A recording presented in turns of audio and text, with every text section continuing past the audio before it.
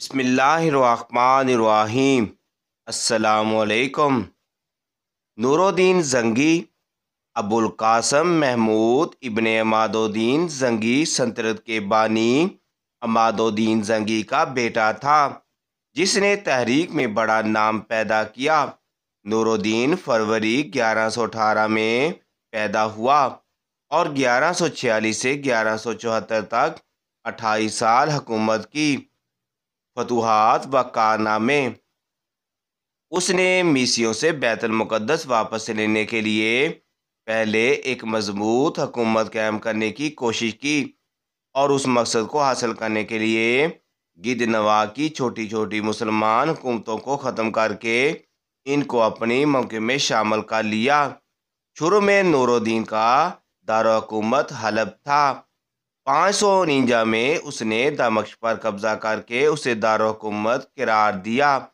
اس نے صلیبی ریاست انطاکیہ پر حملہ کر کے کئی قلعوں پر قبضہ کر لیا اور بعد ازاں ریاست اڈریسا پر مسلمان کا قبضہ ختم کرنے کی عیسائیوں کی کوشش کو بھی ناکام بنا دیا۔ دوسری صلیبی جنگ کے دوران دمشق پر قبضہ کرنے کی کوشش کو بھی سیف الدین غازی اور معین الدین کی مدد سے ناکام بنا دیا اور بیت المقدس سے میسیوں کو نکالنے کی راہ ہموار کر دی۔ دوسری صلیبی جنگ میں فتح کی بدولت ہی مسلمان تیسری صلیبی جنگ میں فتح یاب ہو کر بیت المقدس واپس لینے میں کامیاب ہوئے۔ اس زمانے میں مصر میں فاطمی حکومت قائم تھی، لیکن اب وہ بالکل کمزور ہو گئی تھی اور مصر چونکہ فلسطین سے ملا ہوا تھا، اسی لیے میسی اس پر قبضہ کرنا چاہتے تھے۔ یہ دیکھ کر نور الدین نے ایک فوج بھیج کر 564 میں مصر پر بھی قبضہ کر لیا اور فاطمی حکومت کا خاتمہ کر دیا۔ سلطان نور الدین زنگی اور روضہ رسول صلی اللہ علیہ وسلم کی حفاظت کی سعادت۔ یہ واقعہ مدینہ کی تاریخ کی تقریباً تمام کتب میں موجود ہے۔ اس کا ذکر شیخ محمد عبدالحق محدث دہلوی رحمۃ اللہ نے بھی اپنی کتاب تاریخ مدینہ میں 3 بڑی سازوں کے ساتھ کیا ہے، جس میں یہ واقعہ سب سے زیادہ مشہور ہے۔ واقعہ پیش خدمت ہے۔ سمودی کے قول کے مطابق میسیوں نے یہ سازش 557 ہجری میں مرتب کی۔ اس وقت شام کے بادشاہ کا نام سلطان نور الدین زنگی تھا۔ اس کے مشیر کا نام جمال الدین اصفہانی تھا۔ ایک رات نماز تہجد کے بعد سلطان نور الدین زنگی نے خواب میں دیکھا کہ رسول کریم صلی اللہ علیہ وسلم 2 سرخی مائل رنگت کے آدمیوں کی طرف اشارہ کر کے سلطان سے کہہ رہے ہیں، مجھے ان کی شر سے بچاؤ۔ سلطان بڑبڑا کر اٹھا، وضو کیا، نفل ادا کیے، پھر اس کی آنکھ لگ گئی۔ خواب دیکھنے کے بعد اب یہاں کیوں بیٹھے ہو؟ اس کا اب کسی سے ذکر نہ کریں اور فوراً مدینہ روانہ ہو جائیں۔ اگلے روز سلطان نے 20 مخصوص افراد اور بہت سے طائف کے ساتھ مدینہ کے لیے کوچ کیا۔ 16 روز شام کے وقت وہاں پہنچ گئے۔ سلطان نے روضہ رسول پر حاضری دی اور مسجد نبی میں بیٹھ گئے۔ اعلان کیا کہ اہل مدینہ مسجد نبی میں پہنچ جائیں، جہاں سلطان ان میں طائف تقسیم کرے گا۔ لوگ آتے گئے۔ سلطان ہر آنے والے کو باری باری تحفہ دیتا رہا۔ اس دوران وہ ہر شخص کو غور سے دیکھتا رہا، لیکن وہ 2 چہرے نظر نہ آئے جو اسے ایک رات میں 3 بار خواب میں دکھائے گئے تھے۔ سلطان نے حاضرین سے پوچھا، کیا مدینے کا ہر شہری مجھ سے مل چکا ہے؟ جواب اثبات میں تھا۔ سلطان نے پھر پوچھا، کیا تمہیں یقین ہے کہ ہر شہری مجھ سے مل چکا ہے؟ اس بار حاضرین نے کہا، سوائے 2 آدمیوں کے۔ راز تقریباً فاش ہو چکا تھا۔ سلطان نے پوچھا، وہ کون ہیں اور اپنا تحفہ لینے کیوں نہیں آئے؟ بتایا گیا، یہ مراکش کے سوم و سوات کے فن 2 ملک کی باشندے ہیں۔ دن رات رسول کریم صلی اللہ علیہ وسلم پر درود و سلام بھیجتے ہیں، ہر ہفتے مسجد قباء جاتے ہیں، پیاز اور مے نوازی ہیں، کسی کا دیا نہیں لیتے۔ سلطان نے کہا سبحان اللہ، حکم دیا کہ ان دونوں کو بھی اپنے تائے وصول کرنے کے لیے فوراً بلایا جائے۔ جب انہیں یہ خصوصی پیغام ملا تو انہوں نے کہا الحمدللہ، ہمارے پاس اللہ کا دیا سب کچھ ہے، ہمیں کسی تحفے طائب یا خیر یا خیرات کی حاجت نہیں۔ جب یہ سلطان تک پہنچایا گیا تو اس نے حکم دیا کہ ان دونوں کو فوراً پیش کیا جائے۔ حکم کی فوری تعمیل ہوئی۔ ایک جھلک ان کی شناخت کے لیے کافی تھی، تاہم سلطان نے اپنا غصہ قابو میں رکھا اور پوچھا تم کون ہو؟ یہاں کیوں آئے ہو؟ انہوں نے کہا ہم مراکش کے رہنے والے ہیں، حج کے لیے آئے تھے، اب روضہ رسول کے سائے میں زندگی گزارنا چاہتے ہیں۔ سلطان نے سختی سے کہا کیا تم نے جھوٹ بولنے کی قسم کھا رکھی ہے؟ اب وہ چپ رہے۔ سلطان نے حاضرین سے پوچھا یہ کہاں رہ رہے ہیں؟ بتایا گیا روضہ رسول نبی کے بالکل نزدیک ایک مکان میں جو مسجد نبی کے جنوب مغرب میں دیوار کے ساتھ تھا۔ سلطان فوراً اٹھا، انہیں ساتھ لے کر اس مکان میں داخل ہو گیا۔ سلطان مکان میں گھومتا پھرتا رہا، اچانک نئے اور قیمتی سامان سے بھرے ہوئے اس مکان میں اس کی نظر فرش پر پڑی۔ ایک چٹائی پر پڑی نظر پڑنی تھی کہ دونوں مراکش پرندوں کی ہوائیں اڑ گئیں۔ سلطان نے چٹائی اٹھائی، اس کے نیچے ایک تازہ کھودی ہوئی سرنگ تھی۔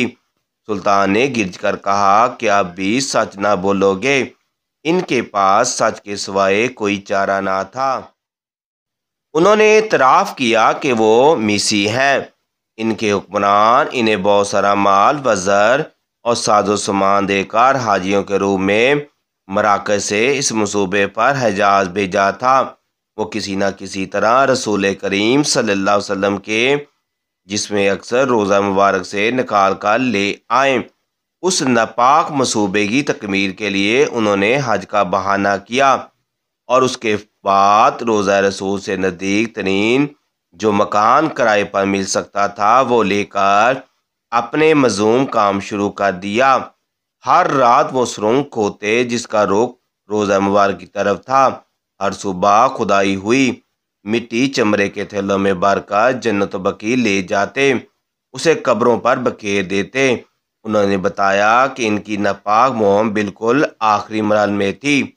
ایک رات موسلادھار بارش کے ساتھ ایسی گرج چمک ہوئی جیسے زلزلہ آ گیا ہو۔ اب جب کہ ان کا کام پایہ تکمیل کو پہنچنے والا تھا تو سلطان نہ جانے کیسے مدینہ پہنچ گیا۔ سلطان کی ان کی گفتگو سنتے جانتے اور روتے جاتے اور ساتھ ہی فرماتے جاتے کہ میرا نصیب کہ پوری دنیا میں سے اس خدمت کے لیے اس غلام کو چنا گیا۔ سلطان نور الدین زنگی نے حکم دیا کہ ان دونوں کو قتل کر دیا جائے اور روضہ مبارک کے گرد ایک خندق کھودی جائے اور اسے پگھلے ہوئے شیشے سے پاٹ دیا جائے تاکہ آئندہ کوئی بدبخت ایسی مذموم حرکت کے بارے میں سوچ بھی نہ سکے۔ مسوقہ یہ واقعہ 558 ہجری بمطابق 1142 کا ہے۔ سلطان نے روضہ مبارک کے قریب ایک چبوترا بھی بنوایا تاکہ اس پر ان قبور کی حفاظت کے لیے ہر وقت پاسبان رہے۔ یہ چبوترا اب بھی موجود ہے اور باب جبرائیل سے داخل ہوتے ہوئے دائیں جانب بعض زائرین اسے مقام سے صوفہ سمجھتے ہیں، حالانکہ مقام اصحاب صوفہ مسجد نبی کے اندر تھا، جبکہ چبوترا اس وقت کی مسجد کے چاردیواری سے باہر تھا۔ مقام اصحاب صوفہ کے تعین کے لیے اسطوانہ عائشہ سے شمال کو چلنے یعنی قبلہ کی سمت کے خلاف 5ویں ستون کے قریب مقام اصحاب صوفہ ہے۔ نور الدین زنگی کا انتقال۔ مصر پر قبضہ کرنے کے بعد نور الدین نے بیت المقدس پر حملہ کرنے کی تیاری شروع کر دی۔ بیت المقدس کی مسجد عمر میں رکھنے کے لیے اس نے اعلیٰ درجے کا ممبر تیار کروایا۔ اس کی خواہش تھی کہ فتح بیت المقدس کے بعد وہ اس ممبر کو اپنے ہاتھوں سے رکھے گا، لیکن خدا کو یہ منظور نہ تھا۔ نور الدین ابھی حملے کی تیاری کر رہا تھا کہ زنگی کو اشیاء نے زہر دی، جس سے ان کے گلے میں سوزش پیدا ہو گئی، جو کہ ان کی موت کا باعث بنی۔ 15 مئی 1174 کو ان کا انتقال ہو گیا۔ انتقال کے وقت نور الدین کی عمر 58 سال تھی۔ نور الدین زنگی کا کردار۔ نور الدین بہادری میں اپنے باپ کی طرح تھا۔ ایک مرتبہ جنگ میں اسے دشمنوں کی صف میں بار بار گھسیٹتے دیکھ کر اس کے ایک مصاحب قطب الدین نے کہا، اے ہمارے بادشاہ، اپنے آپ کو امتحان میں نہ ڈالیں۔ اگر آپ مارے گئے تو دشمن اس ملک کو فتح کر لیں گے اور مسلمانوں کی حالت تباہ ہو جائے گی۔ نور الدین نے یہ بات سنی تو اس نے اس پر بہت ناراض ہوا اور کہا، قطب الدین، زبان کو روکو، تم اللہ کے حضور گستاخی کر رہے ہو۔ مجھ سے پہلے اس دین اور ملک کا محافظ اللہ کے سوائے کون تھا؟ نور الدین نے شریعت کی خود پابندی کی، اپنے ساتھیوں کو بھی پابند بنایا۔ انہیں دیکھ کر دوسروں نے تقلید کی، جس کی وجہ سے عوام میں اسلام پر عمل کرنے کا جذبہ پیدا ہو گیا اور لوگ خلاف شرع کاموں کے ذکر سے بھی شرمانے لگے۔ رفع عامہ اور فلاحی کام۔ نور الدین صرف ایک فاتح نہیں تھے، بلکہ ایک شفیق حکمران، علم پرور بادشاہ تھے۔ اس نے سلطنت میں مدرسوں، اسپتالوں کا جال بچھا دیا۔ اس کے انصاف کے قصے دور دور تک مشہور تھے۔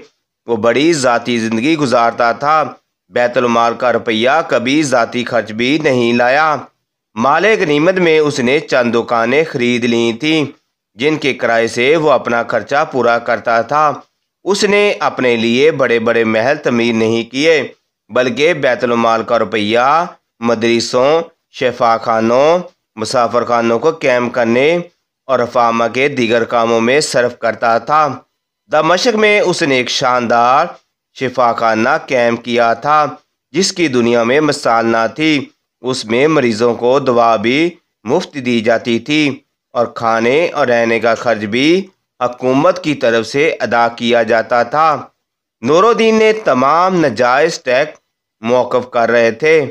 وہ مظلوموں کی شکایت خود سنتے تھے اور اس کی تفتیش کرتا تھا۔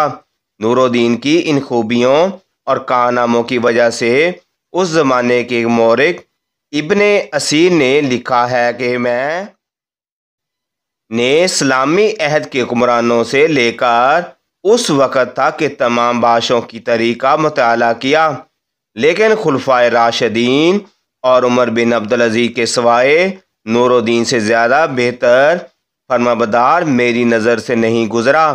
دوستو، یہ تھی آج کی ویڈیو۔ اگر یہ ویڈیو آپ کو پسند ہے، اس ویڈیو کا حصہ بننا چاہتے ہیں تو اس ویڈیو کو لازمی آگے شیئر کریں۔ جزاک اللہ۔